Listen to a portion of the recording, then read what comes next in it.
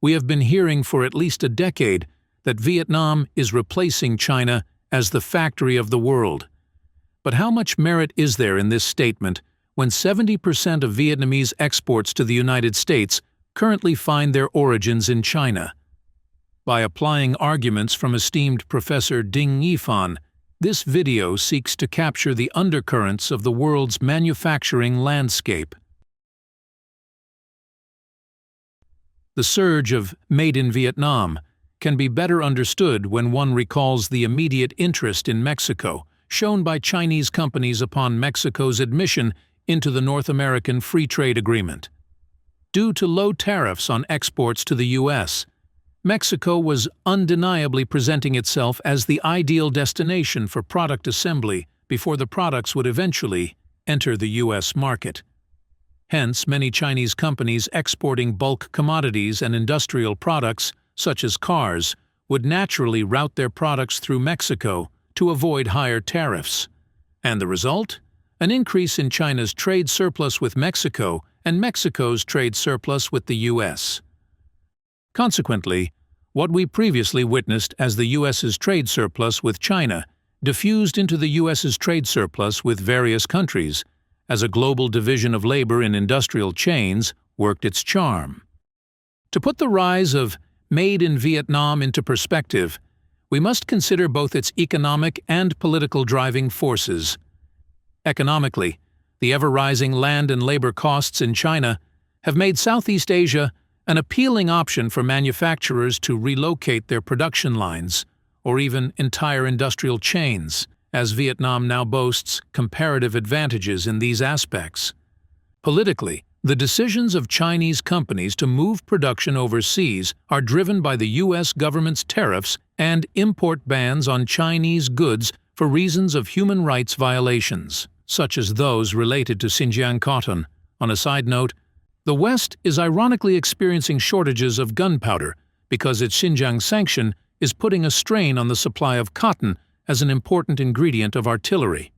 In order to sustain their market share amid geopolitical conflicts, some Chinese companies dedicated to markets in Europe and America have opted to relocate part of their production capacity to South Asia and Southeast Asia. Let's look at the bigger picture.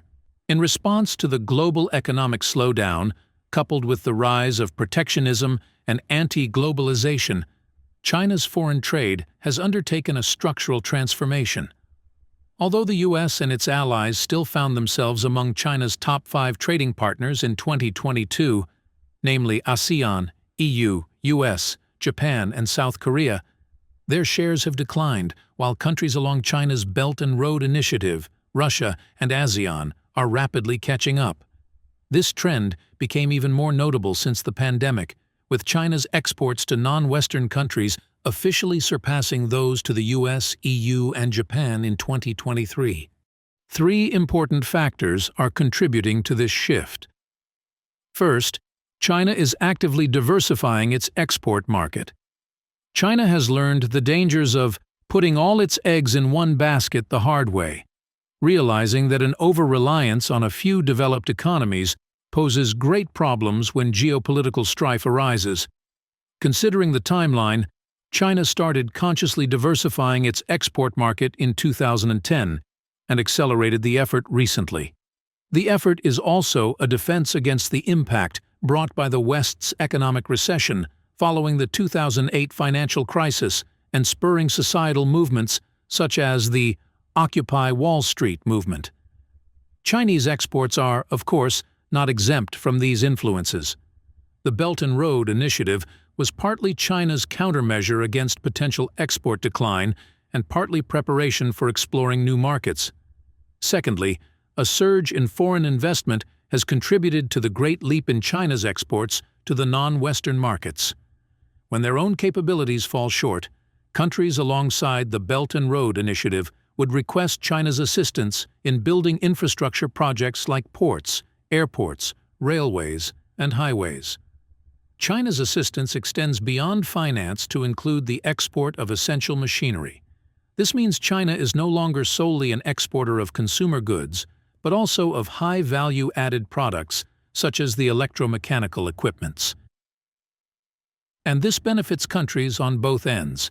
For example, projects like the China-Laos Railway and the Jakarta-Bandung High-Speed Railway have significantly improved transportation and quality of life in respective regions and altered their perception of China. Thirdly, the popularity of Chinese exports intimidates Western countries. China's performance in overseas markets far exceeds those of Western countries. China is the largest trading partner of over 140 countries, far surpassing the US, Europe, and Japan. It had unfortunately invited trade restrictions from the West under the guise of national security and geopolitics. Take the Biden administration, for example. Its continuation of the tariffs imposed by the Trump administration was part of a consistent effort to cripple China's exports. Upon closer examination of the structural changes in China's exports, it becomes apparent that quite a number of production lines and assembly lines have indeed relocated to Southeast and South Asia, but primarily for raw materials and semi-finished processing. As for finished products, they continue to find their destinations on shelves in the US and Europe.